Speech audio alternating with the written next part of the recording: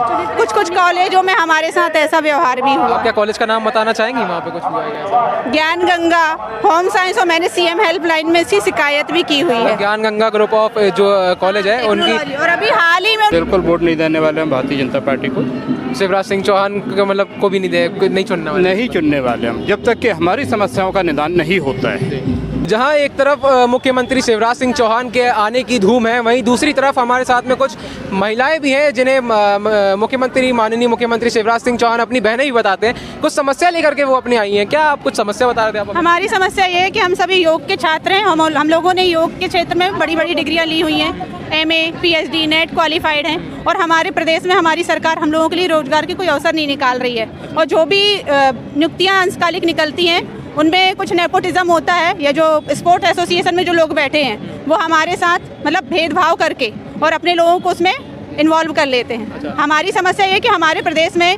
जब हम इतनी बड़ी बड़ी डिग्रियां करके बैठे हैं योग के क्षेत्र में, तो क्यों हमारे शासन या प्रशासन इसमें योग के क्षेत्र में क्या योग जैसे उत्कृष्ट पारंपरिक विषय को हाशिए पर क्यों रखा गया है? अच्छा, आपका नाम क्या है? मेरा नाम ज्योति है। आपने कौन सी डिग्री इससे ली? मैं MA हूँ, योग में MA हूँ, नेचुरोपैथी हूँ सागर यूनिवर्सिटी से, और मैंने नेट क्वालिफाइड किया हुआ है। यहीं के कुछ शिक्षण संस्थानों में मेरे साथ दुर्व्यवहार हुआ है।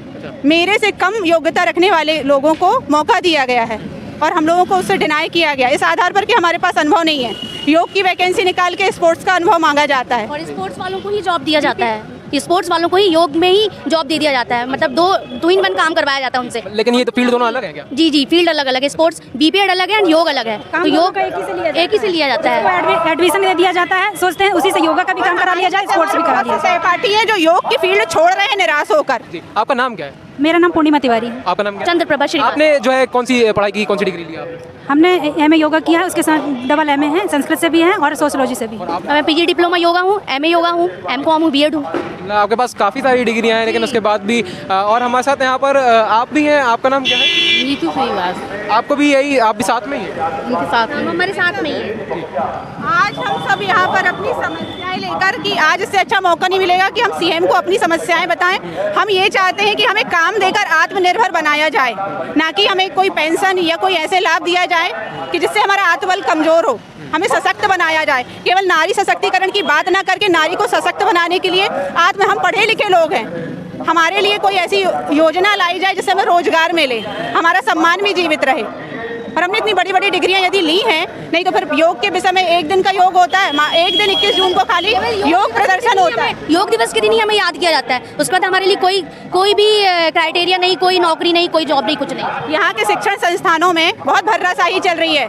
हमारे से डॉक्यूमेंट्स लिए जाते हैं और इंटरव्यू के नाम पे हमको बुला के फोटो सेशन कराए जाते हैं और फिर हमें बुलाया भी नहीं जाता है। ऐसा यहाँ के कुछ कॉलेजों में हमारे साथ ऐसा व्यवहार भी हुआ। क्या कॉलेज का नाम बताना चाहेंगी? वहाँ पे कुछ हुआ है क्या? ज्ञान गंगा होम साइंस, और मैंने CM हेल्पलाइन में इसकी शिकायत भी की हुई है। ज्ञान गंगा ग्रुप ऑफ जो कॉलेज है उनकी, और अभी हाल ही में उनकी शिकायत आई है कि कोविड में जो लड़की मृत हो चुकी है उसको आप वहाँ पे फुल टाइम टीचर शो कर रहे हैं। ऐसा किसी के भी साथ हो सकता है। कोविड में जो मृत हो चुकी है उनको भी? शिवानी विलथरिया संजीवनी नगर से। अच्छा, क्या इसका दस्तावेज भी है क्या आपके पास? अभी त्रिपुरी टाइम्स में उन्होंने इसकी पूरी रिपोर्ट जानकारी मिल जाएगा, न्यूज़ में आया हुआ है, आप सर्च करेंगे आपको मिल जाएगा।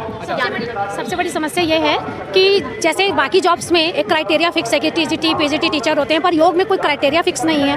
और जब UGC मान्यता प्राप्त विश्वविद्यालय ये कोर्स चला रहे हैं MA के PhD के लिए, तो फिर दूसरे सर्टिफिकेट कोर्स की आवश्यकता तो है नहीं। या तो इनकी मान्यता रद्द कर दी जाए, ये कोर्स खत्म कर दिया जाए, क्योंकि जो लोग अपना पैसा भी इन्वेस्ट कर रहे हैं, टाइम भी इन्वेस्ट कर रहे हैं, पर उनको वैसा बेनिफिट बाद में नहीं मिलता है। वही जॉब, वही पोस्ट एक PhD लेवल, नेट लेवल वालों को भी दी जा रही है और वही सर्टिफिकेट कोर्स करके पास करने वाले।